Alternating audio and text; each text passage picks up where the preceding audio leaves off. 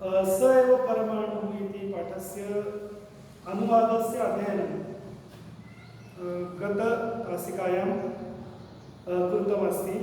तत्पश्चात् व्याकरणस्य विचारः करणीयः। अद्य अर्णवः जपाकुसुमं गृहीत्वा प्रविशति। तस्य पिता विज्ञानस्य प्राध्यापकः अस्ति। सः पुस्तकपठने मग्नः। तस्य पार्श्वे उत्पीठिकायां सूक्ष्मा ईक्षिका वर्तते। अर्णवः वदति, पितः अस्माकम् उद्यानात् जपाकुसुमम् आनीतं मया, कियन्तः सूक्ष्माः तस्य परागकणाः इति। पिता वदति, सूक्ष्मईक्षिकया पश्य, तेषां कणानां रचनामपि द्रष्टुं शक्नोषि। आता आज आपल्याला या वेळेपासून पुढचा व्याकरणाचा भाग पाहायचा आहे। सूक्ष्मईक्षिकया पश्य, सूक्ष्मईक्षिकया सूक्ष्मईक्षिका असा आपण पूर्वी समास बघितला। तर सूक्ष्मईक्षिकया ईक्षिकया म्हणजे तृतीयचं रूप झालं। जसं आपण मालया बघतो आकारांत सूक्ष्म ईक्षिका, ईक्षिका हा काय झाला आकारांत स्त्रीलिंगी झाला आणि त्याची ते तृतीयचं रूप आहे। पश्य हे लोट लकाराचं रूप आहे, तुम्हाला काय सांगण्याची गरज नाहीये। पश्य हे लोट लकार मध्यम पुरुष एकवचनाचं रूप आहे। दृश्य पश्य प्रथम गण परस्मै पदामध्ये चालणार जातोय। तेषां कणानां रचनामपि द्रष्टुं शक्नोषि। तर शक्नोषि हा गेल्या वर्षीचा आणि या वर्षीचा आपल्याला असा नवीन धातू आहे। शक हा पंचमगणामध्ये चालणार आहे। पंचमगणाचा विग्रह तुम्हाला वाचायचा आहे। पंचमगणाचा विग्रह आहे नु, म्हणजे शक्नोमी शक्नुवा शक्नुमासी त्याची रूप होतात। शक्नोषी हे काय झालं पुन्हा सीधार्थप्रमाणे शक्नोषी असं त्याचं रूप झालं। मध्यम पुरुषाचं रूप आहे ते लोट लकाराचं। लोट लकाराचं नाही म्हणता येणार। मिवाह सीधार्थ शक्नोषी लोट लकार नाही येतो, तुला दिसेल किंवा तू बघू शकतोस। तेषां कणानां रचनामपि द्रष्टुं शक्नोषि। अर्णवः तथा करोति आणि अर्णव आपल्या वडिलांनी सांगितल्याप्रमाणे करतो। पिता पृच्छति, किं दृष्टं त्वया। आता किं दृष्टं त्वया हे हा जो प्रश्न आहे याचा आपल्याला वाच्य परिवर्तन साठी उपयोग होऊ शकतो।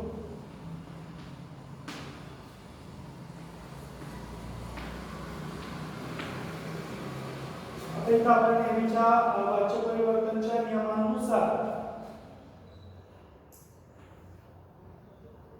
आता त्वया ही काय झालेली तृतीय झालेली आपण काय करणार त्वम किम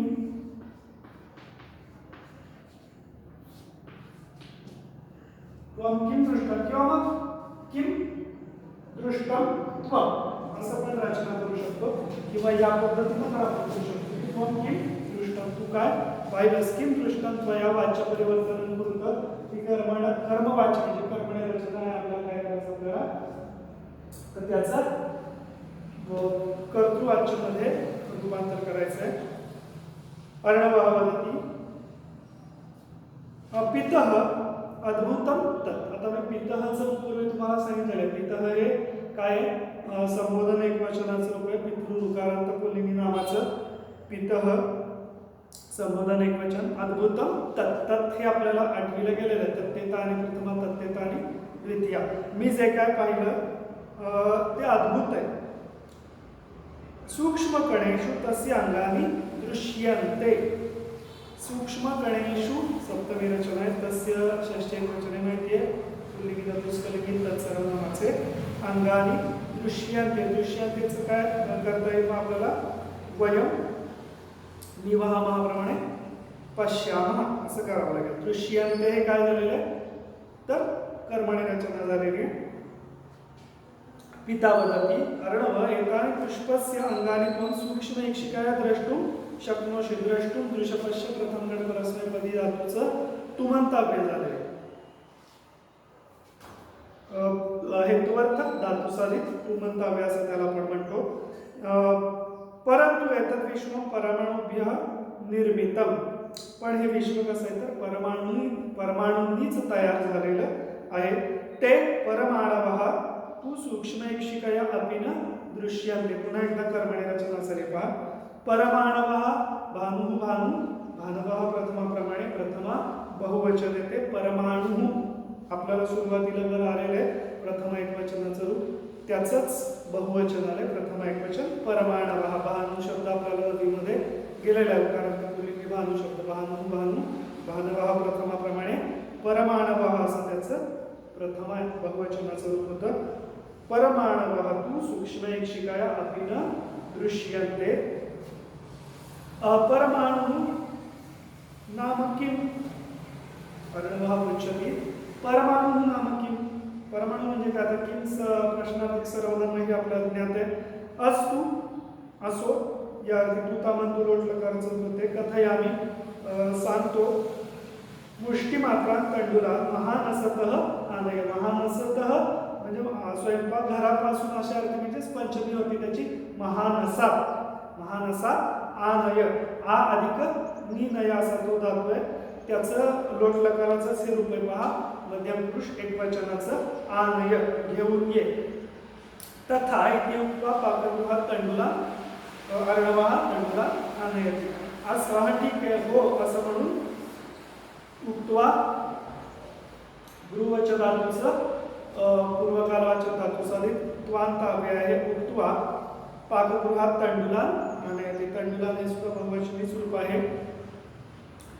आनयति आणतो हे तुम्हाला माहिती आहे. लट लकाराचं उदाहरण आहे. आदिक निनय इथं हा अंकीप्रमाणे ते रूप तयार झालेले प्रथम पुरुष एकवचनाचं. स्वीकरोतु भवान. अर्णवः वदति स्वीकरोतु भवान. आता आपल्याला माहिती की भवत सर्वनाम आपण 8वी 9वी पासून अभ्यास व्हावं. भवत हे आदरार्थी सर्वनाम आहे. एखाद्या मोठ्या व्यक्तीला उद्देशून बोलायचं असेल तर ते बहुवचनी कसा विचार केला तर आहे आपण या अर्थी, पण त्या आदरार्थ म्हणून एकवचनासाठीच वापरतात. स्वीकरोतु भवान.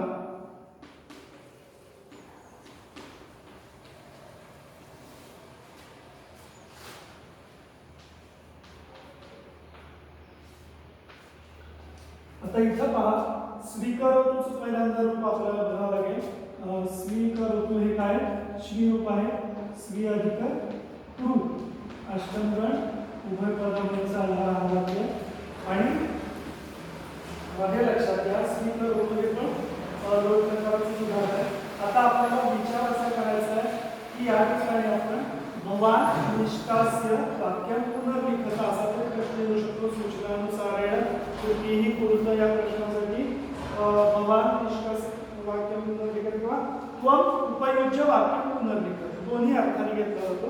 म्हणजेच मी आता म्हटलं तसं भवानी सुद्धा त्वम या सर्वनामाच्या ऐवजीच वापरण्यात आलेले. म्हणजे मध्यम पुरुष सर्वनाम आपल्याला तिथं वापरायचं आहे. भवानच्या ऐवजी काय येणार मग? त्वम हे सर्वनाम तर आलं बरोबर. मग त्वम आता इथं स्वीकरोतु हे काय?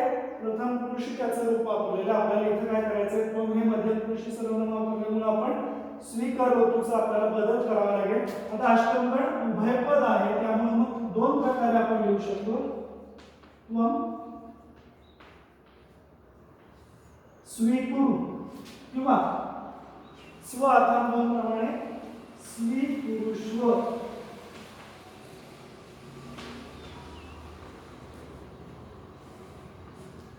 असं दोन प्रकाराने आपण लिहू शकतो. परीक्षेत तुम्ही दोन्हीपैकी एक लिहिलं तरी हरकत नाहीये. तुम्हाला त्याचे पूर्ण गुण मिळून जातात. त्वम स्वीकुरु असं आपल्याला त्याच्यामध्ये बदल करावा लागेल. हे साधे साधे प्रश्न आहेत 1-1 मार्काचे की जे आपल्या हातचे आहेत. सोपे असतात. भवान आणि त्वमचा प्रश्न बऱ्यापैकी प्रत्येक वेळा विचारला जातोच. स्वीकरोतु भवान हे घ्या. पिता वदति अधुना इमं तंडुलं विभज. आता इमम हे इदम सर्वनामाचं प्रथमेचं रूप आहे हे आपल्या लक्षात येतं. सर्वनाम आहे हे. इमम तंडुलम विभज. आता हा तांदूळ तू काय कर? त्याचा विभागणी कर किंवा विभज. हे सुद्धा लोट लकाराचं रूप आहे. मध्यम पुरुषाचं वि अधिक भज. अर्णवः वदति तात कियान लघु अस्ति एषः. आपण मी सुरुवातीला जसं म्हटलं कियंतः जे आहेत ना त्याचे वरती आलेले पहा. कियंतः सूक्ष्मः तस्य परागणः. त्याचंच प्रथम एकवचन काय आलं? कियत सर्वनामिक विशेषणाचं कियान. भवानप्रमाणे कियान प्रथम एकवचन आहे. तात कियान लघु अस्ति एषः. तात हा शब्द पितासाठीच आलेला आहे. हे तात या अर्थी येतो हे देवप्रमाणे. पितःचा समानार्थी मग आपण इथे बघू शकतो पिता या समानार्थी तात हा पण येऊ शकतो. कियान लघु अस्ति एषः किती लहान आहे हा तांदूळ. पश्यतु पश्यतु कृतावंतु लोटलकाराचं उदाहरण आहे. पश्यतु एतस्य भागद्वयं यथा कथमपि कृतं मया. आता ही सुद्धा कर्मणी रचना आहे. कर्मवाच्याचं आपल्याला कर्तृवाच्यामध्ये करावं लागणार आहे. अहम कृतवान अहम एतस्य द्वौ भागं यथा कथमपि कृतवान असं त्याचं कर्तृवाच्य आपल्याला करता येईल. पिता पृच्छति इतोपि लघुतरं भागं कर्तुं शक्यते वा. आता या दोन भागांपेक्षा तुला जास्त त्याचे वेगळे भाग करता येतील का. आता इथं बघा लघुतरम तरतम भाववाचक विशेषण आहे. आता इथं आपल्याला तरतम भाव अभ्यासाला नाही आपण सरळ जाता सांगतोय. लघुतरम हा यार आपण जसं इंग्लिशमध्ये घेतो कंपॅरेटिव्ह डिग्रीसाठी याच्यापेक्षाही यार ज्ञान आपण बघतो इंग्लिशमध्ये. लघुतरम भागम कर्तुं शक्यते वा. शक्यते ही पण कर्मणी रचना आहे. यदि क्रियते तर ही चूर्णम भवेत तस्य. जर केलं गेलं क्रियते ही सुद्धा कर्मणी रचना आहे आपण बघितलेलं आहे. तर ही चूर्णम भवेत तस्य. भवेत हे विधिलिंग लकाराचं उदाहरण आहे. इदिता यु त्याचा काय होईल सुरा होईल किंवा चूर्ण होईल उकटी होईल पीठ तयार होईल. सम्यक उक्तम त्वया. आता हे पण वाक्य पहा. सम्यक उक्तम त्वया याचं पण आपल्याला वाच्य परिवर्तन करता येईल.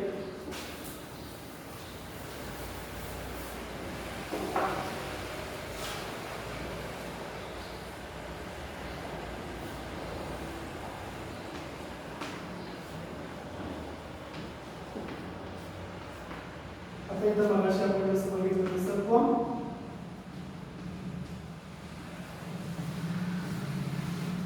सम्यक उत्तमच्या वेळी काय करणार आहोत आपण भगवत प्रमाणेचा अर्थ म्हणतो उक्तवान. कारण करता काय आता कर्तृवाच्यामध्ये कर्तृवाच्यच आपण त्याला काय म्हणतो तर कर्त्याबरोबर क्रियापद चालतं. म्हणून त्वम हे एकवचनी करता असल्यामुळे आपण काय केलं भगवत प्रमाणे चालणारा शब्द येतो धातू येतो त्यामुळे उक्तवान असं त्याचं केलं. सम्यक उत्तम असं पण आपण करू शकतो. सम्यक उक्तवान त्वम असंही घेऊ शकतो किंवा त्वम सम्यक उक्तवान अशा पद्धतीची रचना आपण करू शकतो. दोन्ही अर्थ बरोबर घेता येईल. आहे अशा प्रश्नाच्या प्रमाणेच आपण उत्तर लिहिलं तरी चालू शकतो किंवा या पद्धतीने लिहिलं तरी चालेल. सम्यक उत्तम त्वया सम्यक म्हणजे योग्य या अर्थी. जर यासाठी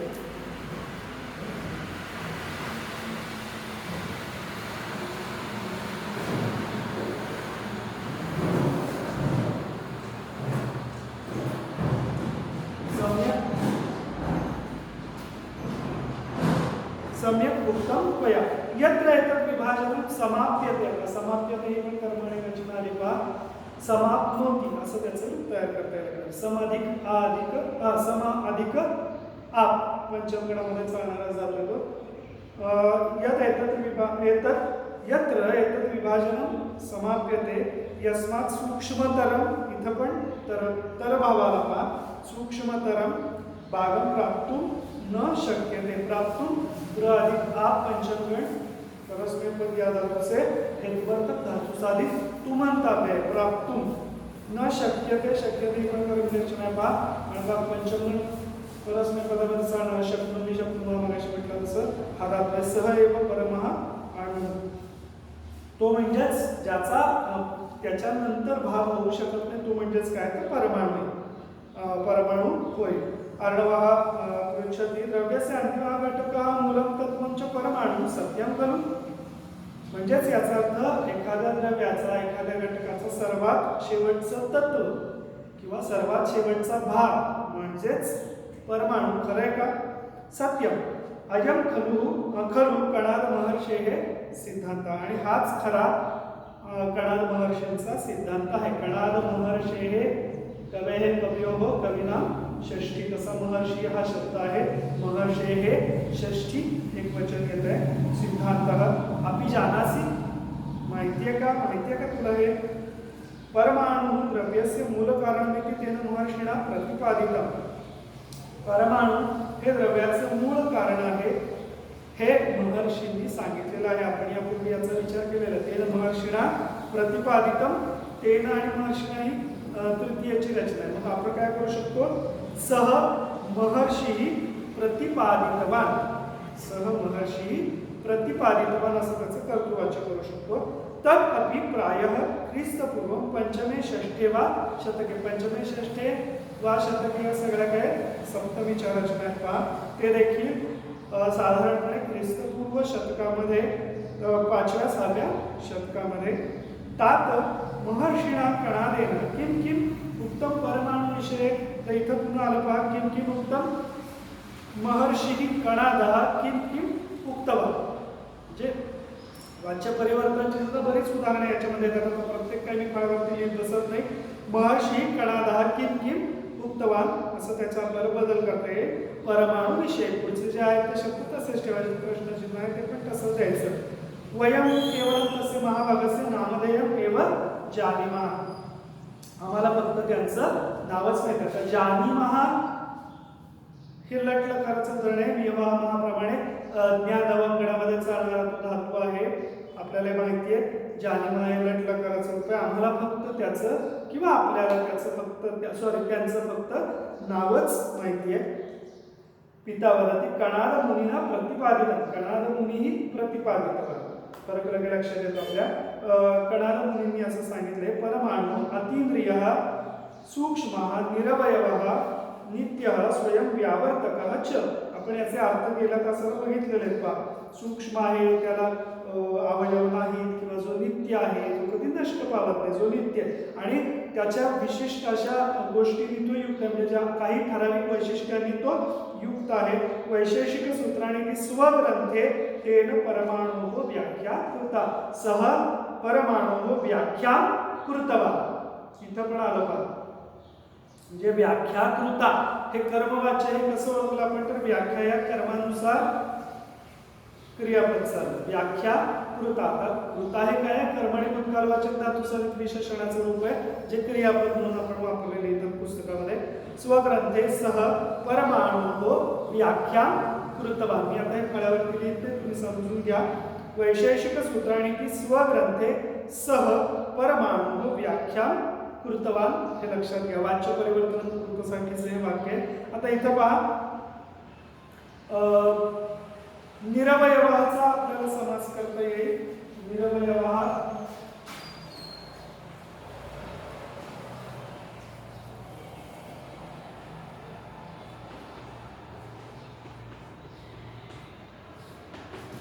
निर्गताः अवयवाः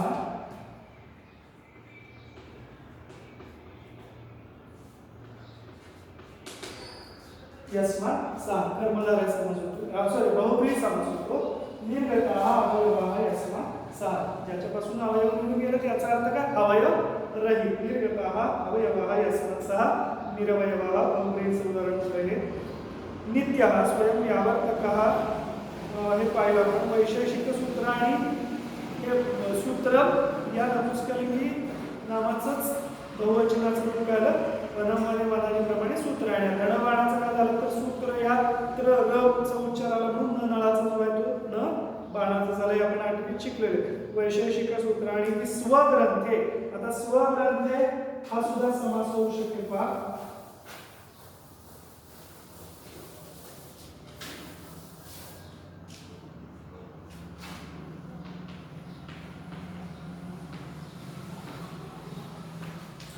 स्वग्रंथे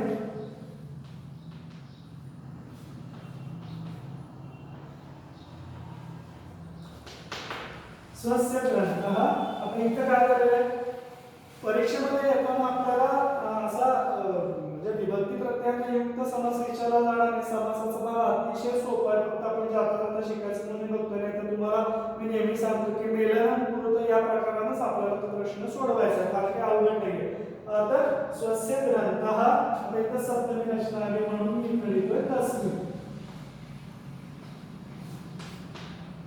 स्वस्य ग्रंथः आपल्याला लगेच लक्षात आला असेल हा कुठला प्रकार आहे, षष्ठी तत्पुरुष समासाचा प्रकार. स्वस्य ग्रंथः तस्मिन् स्वग्रंथे परमाणु व्याख्या कृता. याचा आपण वाच्य परिवर्तन बघितलं. आता पान नंबर 28 वरती पहा. अर्णवा वृषती का सा व्याख्या. ती व्याख्या कोणती. आता का बऱ्याचदा असं पण होतं की काही सर्वनाम आपण आठवीत शिकलेलो असतो, आपल्याला वाटतं की तो आठवीतला भाग आहे, आता आपल्याला त्याचा काय विषय व्याकरणाच्या बाबतीत विचार करायचा. पण असं करून चालणार नाही. 8वी 9वी 10वी आणि जोपर्यंत आपण संस्कृत भाषेचा अभ्यास करणार आहोत तोपर्यंत आपल्याला ही सगळी सर्वनाम सगळ्यांचा वापर आपल्याला वाक्यरचनेमध्ये तर करायचा आहे. म्हणून काय आपल्याला माहिती आहे की प्रश्नार्थक सर्वनामाचे स्त्रीलिंगी प्रथम एकवचन काके का हा कामके का हा द्वितीया आपण 8वीमध्ये शिकलेलो. बऱ्याचदा होतं असं की आपण मागे शिकलेलं जे त्याचा अर्थ काही उपयोग नाही असं गृहीत धरतो, पण असं करून चालणार नाही. प्रश्नांची उत्तरं लिहिताना असेल, वाक्यरचना करताना असेल, चित्रवर्णन की आपल्याला आपण निबंध लेखनामध्ये या सगळ्या गोष्टींमध्ये आपल्याला हे आवश्यक आहे. लक्षात घ्या. का सा आता ही दोन्ही काय झाली सर्वनाम आहेत. पहा व्याख्या या नामासाठी आलेली ही दोन्ही पण सर्वनामा झाली आहेत. का हे काय प्रश्नार्थक सर्वनाम आणि सा हे तत् स्त्रीलिंगी सर्वनाम आहे. का सा व्याख्या. आता वडील त्याचे सांगतात. मी पूर्वी तुम्हाला सांगितलं गेलं असाला की नंतर दिलेला जो श्लोक आहे आपल्यातली संस्कृत भाषेचं जे साहित्य आहे, पुरातन साहित्य, प्राचीन साहित्य, हे सगळं बऱ्यापैकी पद्य रूपामध्येच आहे. महाभारत, रामायण किंवा इतर सगळे ग्रंथ जे ते पद्य रूपामध्ये. याच्यातून आपल्याला या लोकांची जी प्रतिभा होती, जी विद्वत्ता होती, ही लक्षात येते. पहा आता याच्यामध्ये सुद्धा महर्षी कणादांनी परमाणूची व्याख्या कशी केलेली आहे. पहा जाल सूर्य मरीचिस्थम यत् सूक्ष्म दृश्यते रजा. दृश्यते ही सुद्धा कर्मणी रचना आहे. अस्माभिः दृश्यते. मग त्याचं काय करावं लागेल. वयम किंवा जनाः पश्यन्ति. जनैः दृश्यते जनाः पश्यन्ति. वयम पश्यामः. दोन्ही अर्थ आपण देऊ शकतो. जाल सूर्य मरीचिस्थम यत् सूक्ष्म दृश्यते रजा. आता याची असं म्हणजे याचं गद्यामध्ये रूपांतर करायचं म्हणजे कसं करता येईल. पहा यत् जाल सूर्य मरीचिस्थम यत् सूक्ष्म रजः दृश्यते तस्य षष्ठतमः भागः परमाणु इति सह उच्यते. आता जाल सूर्य मरीचिस्थम हे सगळं काय तर विशेषण आहे. कशासाठी आलेले तर रजः या एका शब्दासाठी. रजः म्हणजे धुळीचा कण की सूर्याच्या कवडशामध्ये किरणांच्या सूर्यकिरणांच्या कवडशामध्ये किंवा कवडशामध्ये जो सूक्ष्म कण दिसतो धुळीचा, तस्य षष्ठतमः भाग त्याचा 6वा भाग.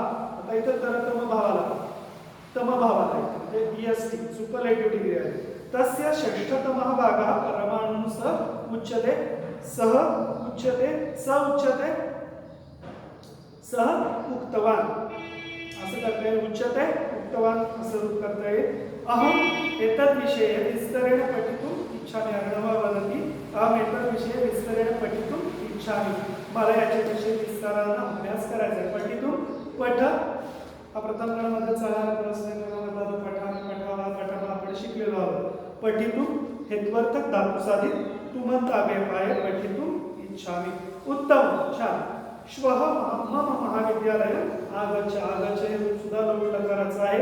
आ अधिक गमगच्छ. आता उपसर्गांची गंमत कशी आहे. पहा गमगच्छ म्हणजे जाणे आणि आगच्छ येणे किंवा ये या अर्थी आहे. बघा म्हणजेच उपसर्गाच्या बाबतीत एक असं सांगितलं जातं. उपसर्गेण धात्वत्व बलाद अत्यंत येते. आहार विहार संहार विहार परिहारवर रू या एका धातूला वेगवेगळे उपसर्ग लावले की त्याचा अर्थ कसा बदलतो त्याची गंमत आहे. उपसर्गेण धात्वत्व बलाद अन्यत्र येते. उपसर्गांमुळे जबरदस्तीने त्या धातूचा अर्थ वेगळीकडे नेला जातो. असं थोडंसं गमतीनं विनोदानं सुभाषितकार म्हणतात. कसं आहार अधिक रू आहार विहार निर्णय आहार विहार संहार संहार करणे ठार मारणे. आहार विहार संहार प्रहार प्रहार करणे प्राधिक रू. आहार विहार संहार प्रहार परिहार परिहार म्हणजे रक्षण करणे. म्हणजे अर्थ किती बदलत जातात. पद्धती पडतो. उत्पद्धती उडतो. उत हा उपसर्ग लागला की लगेच अर्थ बदलतो. म्हणजे ही अशी भाषेची गंमत आहे. पहा इथं आगच्छचं आपण बघितलं की आ अधिक गमगच्छ प्रथमगण परस्मैपद या धातूचं लोट लकाराचं उदाहरण आहे मध्यम पुरुष एकवचन आगच्छ तत्र कणाद विषयकानी नैकानी पुस्तकानी संती. आता त्या ठिकाणी म्हणजे महाविद्यालयामध्ये पुष्कळ अशी पुस्तकांची कणाद महर्षींच्या साहित्याविषयीची किंवा कणाद महर्षींच्या विषयीची आहे. तव जिज्ञासा निश्चयेन शाम्येत शाम्येत शम हा धातू आहे पहा आणि विधिलिंग लकाराचं उदाहरण आहे शाम्येत इतिता यू शाम्ये तुझी जिज्ञासा नक्कीच शमेल. आता भाषाभ्यासामधले जे प्रश्न आहेत पैकी आपण ज्याचा विचार करायचा आहे त्याच्यामध्ये सूचनानुसार कोणतीही पूर्त याचाच आपण विचार करूया. बाकीचे प्रश्न बऱ्यापैकी तुम्हाला येतात. आता मी मगाशी सांगायचं राहून गेलं की कणाद मुलीना प्रतिपादितामध्ये परमाणु अतिक्रिया सूक्ष्म ही जी त्याची वैशिष्ट्ये आहेत ती मागे दिलेली आहेत आपल्याला. जाल रेखाचित्र मध्ये हमखास विचारलं जाऊ शकतं. हा जर परीक्षेत तुम्हाला परीक्षेसाठी आला तर त्यात हा प्रश्न आहेच आहे हे लक्षात घ्या. जाल रेखाचित्र परमाणु त्यांनी खाली दिलेले पहा तिसऱ्या प्रश्नामध्ये स्वयंव्यावर्तकः निरवयवः नित्यः वगैरे ही सगळी जी त्याची विशेषण आहे अतिंद्रियः सूक्ष्मः स्वयंव्यावर्तकः त्यांनी दिलेले अशा प्रकारे. आणि जालरेखाचित्राचा विचार करत असताना आपण लक्षात घ्यायचं की जसा ज्या पद्धतीने त्यांनी प्रश्न दिलेला आहे तशी आकृती काढून आपण तो प्रश्न पूर्ण करायचा आहे. अन्यथा जर असं केलं नाही तर आपला पूर्ण आपल्याला मिळत नाही. अर्धा एक मार्क आपला तिथं कापला जाऊ शकतो हे लक्षात घ्या. 2 मार्काचा प्रश्न असेल तर आपल्याला 1च किंवा 1.5च दिला जाईल कारण का ते त्या पद्धतीनं आपलं प्रेझेंटेशन तिथं असलं पाहिजे. जसा त्यांनी डायग्राम दिलाय तसा सुरुवातीला पेन्सिलनी काढा आणि नंतर त्याचा इंकआउट करा. त्याला पेननी पुन्हा व्यवस्थित करा कारण का पेन्सिल सुद्धा गृहीत धरली जात नाही. भविष्यात कुणी खोडलं गृहीत धरलं आपण सध्या तर हे टाळण्यासाठी काय करायचं सुरुवातीला आपल्याला मान्य लगे लगे तसे डायग्राम जमणार पेन्सिल काढा त्याच्यावरून पेननी लिहा. पण हे जाल रेखाचित्र जसं दिलेलं आहे त्याच पद्धतीने आपण सोडवणं अपेक्षित असतं. आता सूचनानुसार कृतीचं प्रश्न बघा बरेच आहेत. अर्णवः जपापासून गृहीत्वा प्रविशती पूर्वकालवाचकम अव्ययम निष्कासयत. आता पहिला प्रश्न असा येतो की पूर्वकालवाचक अव्यय म्हणजे काय किंवा कोणतं हे आपल्याला अगोदर माहिती असलं पाहिजे. पूर्वकालवाचक अव्यय म्हणजे त्वांत आणि लेवंत. आता त्वांत केव्हा होतो तर फक्त धातू असेल तर त्याचं त्वांत होतं आणि यवंत केव्हा होतं धातू जर उपसर्ग सहित असेल तर. आत्ताच उदाहरण घेऊया आपण आगच्छ हे आपण आता बघितलं. गमगच्छ असा जर धातू घेतला तर त्याचं त्वांत होईल गत्वा जाऊन या गत्वा आणि आ अधिक गमगच्छ असा धातू जर आपण गृहीत धरला उपसर्ग असेल तर आगम्य असं होणार आगत्वा होणार का तर आ हा उपसर्ग करावा लागलाय म्हणून आगत्य असं त्याचं लेबल होणार. आता या वाक्यामध्ये याच्यावर तुमच्या लक्षात आलं असेल गृहीत्वा हे धातू साधित अव्यय आलेले आहे पूर्वकालवाचक. मग आता आपल्याला काय करायचंय तर पूर्वकालवाचक धातू साधित अव्यय धातू साधित याच्यामध्येच आपल्याला लक्षात येतं की धातू पासून तयार केलेलं ते अव्यय म्हणजेच आपल्याला काय करावं लागेल मग जे धातू साधित अव्यय आहे ना त्याचाच तो धातू वापरून त्याच्यापासून क्रियापद तयार करायचं. हे आपल्याला माहितीच आहे तरी पण बघा अर्णवः जपापासून गृहीत्वा गृह्णाती नवग्रहामध्ये जाणार गृह्णाती प्रविशती आणि शेवटी च टाकायचं लक्षात घ्या. अर्णवः जपापासून गृह्णाती प्रविशती च. आता मी वेळेअभावी फळ्यावरती हे लिहित नाही तुम्ही समजून घ्या. गृह्णाती प्रविशती च प्रत्येक वाक्य मी लिहित नाही फळ्यावरती. पूर्वकालवाचकम अव्यय निष्कासयत या प्रश्नाचं उत्तर आपलं या पद्धतीने येईल. अर्णवः जपापासून गृह्णाती प्रविशती च. पुढचा प्रश्न बघा किम दृष्टं त्वया आपण सोडवलेलाच वाच्य परिवर्तन होतं त्वं किम किंवा किम दृष्टं त्वं असं त्याचं रूप आहे. प्रश्नचिन्ह द्यायचं भाषा विषयाचं तिन्ही भाषांच्या बाबतीत हाच लक्षात घ्या गोष्टी की योग्य विरामचिन्ह द्यायची. योग्य विरामचिन्ह जर दिली नाही आणि आपल्याला पैकीच्या पैकी मार्क असतील तर विरामचिन्हांमध्ये मार्क कमी करून आपले मार्क कमी केले जाऊ शकतात हे लक्षात घ्या. त्यामुळे योग्य विरामचिन्ह आपण देणं गरजेचं आहे. पुढचं पहा वयम केवलम तस्य महाभागस्य नामधेयम जानीमः वाक्यम एकवचने परिवर्तयेत. एकवचनामध्ये वाक्य आपल्याला बदलायचं. मग एकवचनामध्ये वाक्य बदलायचं याचा अर्थ फक्त क्रियापद बदलून चालणार आहे का किंवा कर्ता बदलून चालणार आहे का तर कर्ताही एकवचनामध्ये करावं लागेल आणि क्रियापदही एकवचनामध्ये करावं लागेल. तर वयमच्या ठिकाणी काय करावं लागेल आपल्याला? वयमच्या ऐवजी वयमचा आता एकवचन काय होतं हे आपल्या लक्षात आलं पाहिजे. अहम. अहम हे वयमचं एकवचन आलं. आता इथं मी जरी अहम घेतलेले तरी वयम तू तू हे पुढं व्यंजन आलं, त्यामुळे मी अहम या पद्धतीने लिहिणार नाही, मी असं लिहिणार. कारण व्यंजन पुढं जर असेल तर आपण म हलंत करत नाही. अहम तू केवलम तस्य महाभागस्य नामधेयम जानीमः हे बहुवचनाचे रूप आहे जानामि. अहम तू तस्य महाभागस्य नामधेयम जानामि असं त्याचं रूप करावं लागेल आपल्याला आणि वाक्य पूर्ण करावं लागेल. हे साधे साधे वाक्य बाळा, पण याच्यामध्ये आपल्याला मार्क चांगले मिळून जाऊ शकतात. पुढचा प्रश्न पहा. अहम विस्तरेण पठितुम इच्छामि वाक्यम लं लकारे परिवर्तयते. वेगळ्या प्रकारचा प्रश्न आला. इच्छामि हा काय आहे? लट लकार आहे. आपल्याला करायचं काय? लं लकारामध्ये परिवर्तन करायचं. तर इथं मात्र आपल्याला कर्ता बदलावं लागेल का?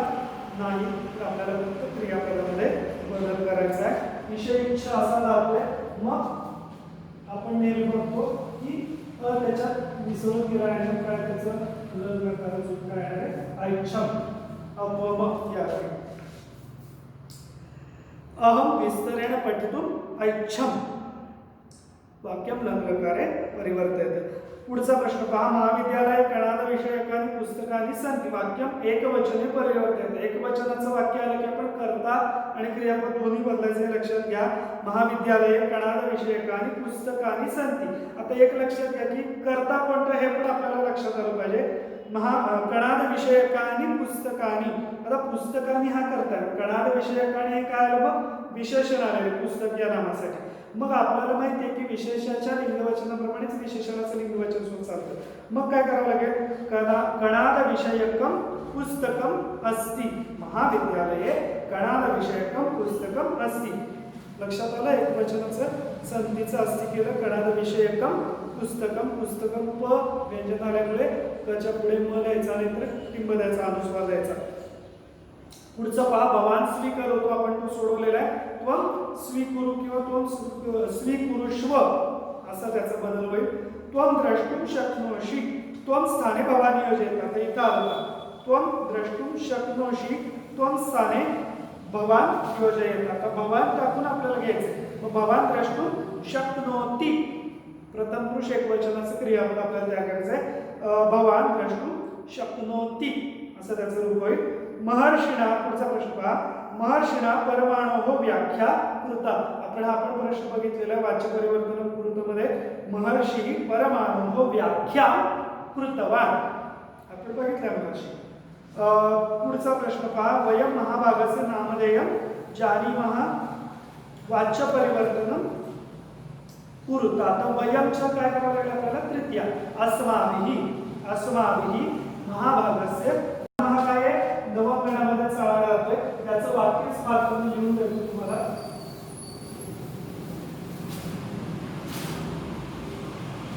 तृतीय क्रिया. कारण मूळ वाक्य जे आहे ते कर्तृ वाच्यामध्ये आपल्याला करायचे कर्म वाच्यामध्ये. अस्माभिः महाभागस्य नामधेयम.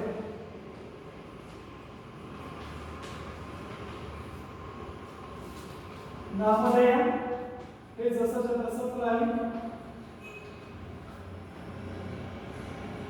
तर धातू काय आलेला आहे? जानीमः आहे. तर आपल्याला काय करायचं आहे? नवमेणामध्ये चालतो. नवमेणाचा धातू नवमेण ज्ञा हा धातू आहे आणि आपण काय करतो? गणविग्रह न लावता त्याला य आगम करून त्याला आत्मनेपदाचे प्रत्यय काळानुसार लावतो आणि वचनानुसार कळपायचे. तर अस्माभिः महाभागस्य नामधेयम कर्त्याच्या मंडळाने आपल्याला इथं कर्माचे म्हणावे लागेल. कारण का? तर हे कर्मवाच्य. तुम्हाला वाटेल की अस्माभिः हे कर्मवाच्य रूप आहे. न्याय हे कसं काय?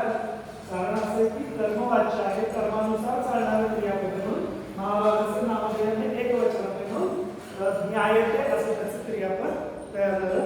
अस्माभिः महाभागस्य नामधेयम ज्ञायते असं वाच्य परिवर्तन त्याचं करता येईल. सम्यक उक्तत्वया आपण बघितलेले वाच्य परिवर्तन त्वम सम्यक उक्तवान किंवा सम्यक उक्तवान त्वम असं त्याचं रूप करता येईल. बाकीचे प्रश्न तर तुम्हाला सगळे येतातच, फार काही अवघड नाही. फक्त सूचनानुसार कृती कृतमध्ये हलंत कुठं करायचं आहे, हलंत कुठं करायचं नाही किंवा चगडदंड द्यायचा विसरायचं नाही, प्रश्नार्थक वाक्य असेल तर प्रश्नचिन्ह द्यायचं विसरायचं नाही. या सगळ्या बारीक बारीक गोष्टी ज्या आहेत त्या जर आपण व्यवस्थित सोडवल्या शांत मनाने तर नक्कीच आपल्याला सगळ्यांना सुद्धा 80 पैकी 80 मार्क पडायला तशी हरकत नसावी.